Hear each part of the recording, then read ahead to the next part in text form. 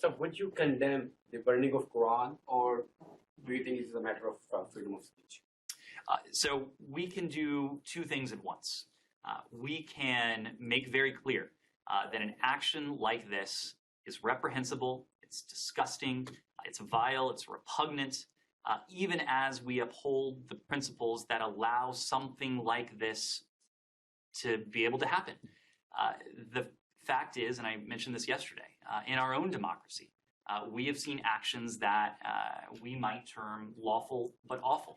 I think this would fall within that category. I want to be very clear that no one in this administration is voicing any degree of support whatsoever for this vile action that took place. Quite the contrary. But we're also very quick to add that Sweden is a vibrant democracy.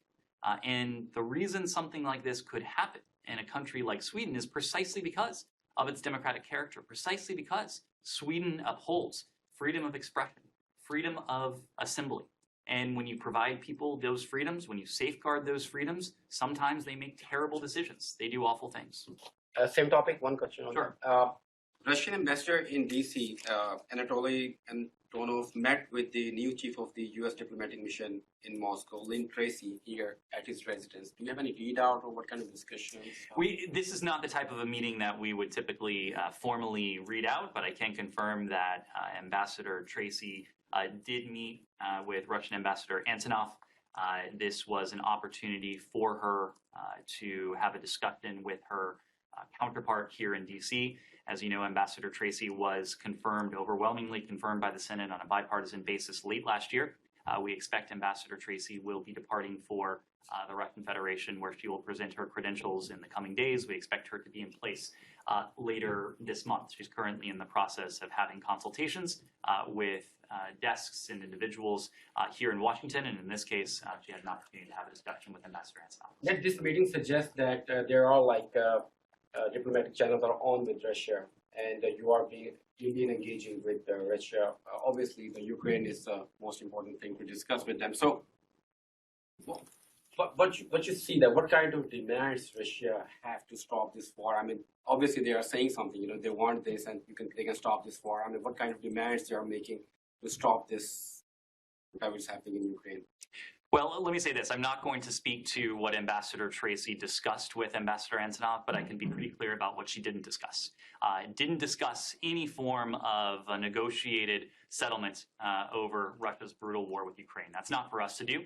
It is not for us to do in Washington.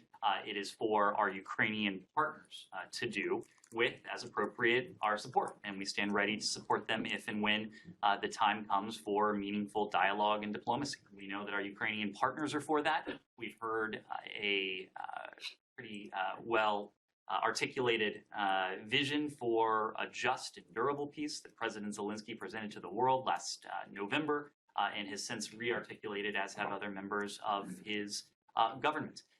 Setting that issue aside, because it's not an issue for us to discuss with Russia, we have been clear about our desire to maintain open channels of communication with Russia. We have an embassy in Moscow. It's under duress because of the pressure and the limitations that the Kremlin has imposed on it. But because I mentioned Ambassador Antonov a moment ago, the Russians have an embassy here. We have the ability to pick up a phone when that is warranted and appropriate, as Secretary Blinken has done, as Jake Sullivan, the National Security Advisor, has done, as the Secretary of Defense, the Chairman of the Joint Chiefs, and others have done. So there are open channels of communication. We use these channels to convey where we are on issues that are of the utmost priority to us. In our case, it's been on wrongfully detained American citizens. It has been on the costs and consequences of potential Russian escalation, at worst, the use of a nuclear weapon, other weapons of mass destruction, but other issues that are of primary bilateral importance to the United States.